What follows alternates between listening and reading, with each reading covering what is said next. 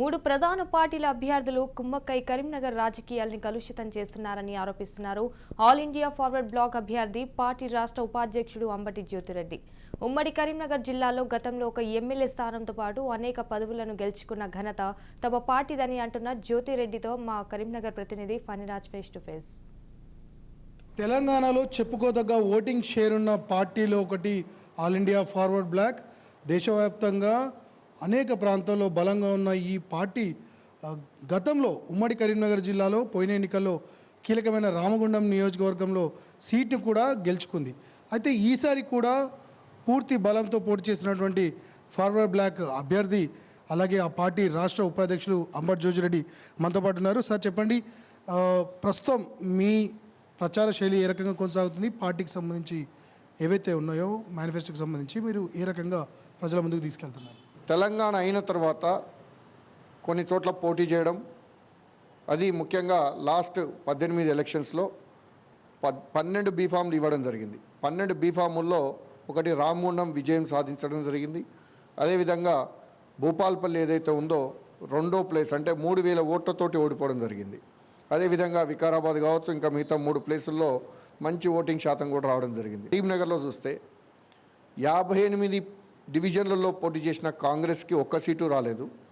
12 డివిజన్లలో పోటీ చేస్తే ఆల్ ఇండియా ఫార్వర్డ్ బ్లాక్కి 3 అభ్యర్థులను గెలిపించడం జరిగింది. ఇదే సింహం గుర్తుపై. ఇక్కడ వారికి సంబంధించి వ్యక్తి మాత్రమే ఉండాలని కామెంట్ చేశారు. దీనికి మీరు ఎంతవరకు కట్టుబడి? ఒకటి నిజం, ఈ 3 క్యాండిడేట్లు ఎవరైతే ఉన్నారో బీఆర్ఎస్, బీజేపీ, అదేవిధంగా కాంగ్రెస్, 3 కూడా ఒకే సామాజిక వర్గం. అంతేకాదు ఇవాళ ఒక ప్రతిపక్ష పార్టీ ఇవాళ బీజేపీ అనేది తెలంగాణలోకి వచ్చినప్పుడు, అది ముఖ్యంగా కరీంనగర్లోకి వచ్చినప్పుడు ఒక ప్రతిపక్ష అభ్యర్థి ఎంపీగా ఉన్నా కూడా ఆయన ఇవాళ ఇక్కడ జరుగుతున్న అవకతవకలు కావచ్చు, అదేవిధంగా కుంభకోణాలు కావచ్చు, అదేవిధంగా భూ కబ్జాలు కావచ్చు, వీటన్నిటికీ ఎక్కడ కూడా ప్రశ్నించలే. ఇవాళ ఎలక్షన్స్ రాగానే 4.5 సంవత్సరాల తర్వాత ఏమో సవాళ్ళు విసరడం, నేను ఇది తెచ్చినా అది తెచ్చినా ఇవన్నీ స్టేట్ గవర్నమెంట్ కాదు అని చెప్తున్నాడు. ఆ గ్రైనేట్ కోసం ఇవాళ బ్రిడ్జిని, రోడ్డుని వెడల్పు చేసి ఎంతమంది నష్టపరుస్తారు? ఇవన్నీ మీరు ఎప్పుడైనా ప్రశ్నించినరా? ఎందుకు ప్రశ్నించట్లేదు? శంకుస్థాపన మీరు లేకుండా చేసిండ్రు. ఏదైతే మరి శంకుస్థాపన చేసినప్పుడు మీరు ఎందుకు ప్రశ్నించలేదు? ఇవాళ ఇంత జరుగుతున్నా కూడా మీరు ఇవాళ ఎలక్షన్ రాగానే గంగుల నేను ఒకటి కాదు అని చెప్పడానికి ఏదో సవాళ్ళు విసరడం, ప్రమాణాలు చేసుకుంటా అని చెప్పడం, ఇది ఆ కరెక్ట్? పబ్లిక్కి అన్నీ తెలుసు, మీ ఇద్దరు ఒకటనే తెలుసు. మీరు ఇంకొకటి కూడా నేను ప్రశ్నిస్తున్నా, కాంగ్రెస్ క్యాండిడేట్ ఉన్నాడు మీ వాడే, మీరు 3 అనే దాంట్లో ఒకటే. ఎందుకు అంటే ఇవాళ బీఆర్ఎస్ నుంచి వెళ్ళి ఎలక్షన్ టైంలో బయటకు వచ్చిండు.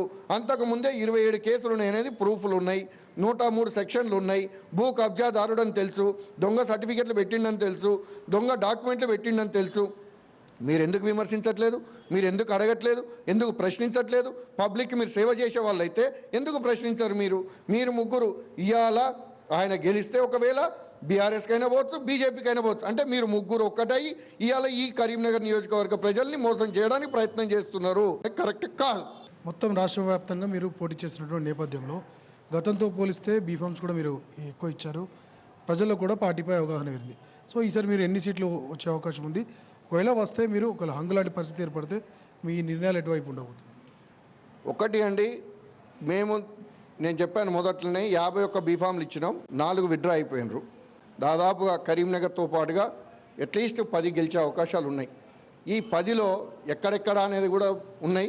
సిరిసిల్ల కూడా గెలవబోతున్నాం కేటీఆర్పై, నల్గొండ గెలవబోతున్నాం, హుజూర్ నగర్ గెలవబోతున్నాం. ఇవన్నీ గెలిచే అవకాశాలు ఉన్నాయి. కాబట్టి మేము ఒకటే డిసిషన్, మేము ఇండియా కూటమిలో ఉన్నాం. ఇండియా కూటమి అంటే కాంగ్రెస్ అందరు కలిసి ఉన్నాయి.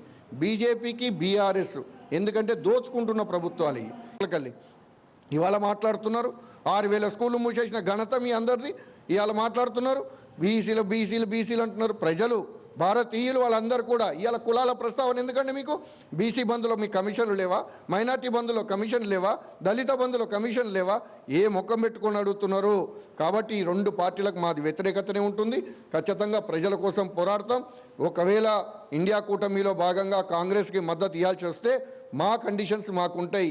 ప్రజల కోసం పనిచేసేటట్టయితేనే వాటికి కూడా మద్దతు ఇస్తాం, లేకపోతే ఎక్కడికక్కడనే నిలదీస్తాం తప్ప వెనక కాడబోయే సమస్య లేదు. ఎందుకంటే నేతాజీ ఆశయాలే మాకు ముఖ్యం, మా పార్టీ మాకు ముఖ్యం, మా ప్రజలే మాకు ముఖ్యం.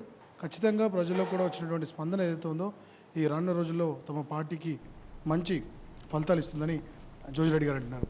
కెమెరామెన్ రాజేందర్తో ఫనీరాజ్ ఫర్ రాజ్ న్యూస్, కరీంనగర్.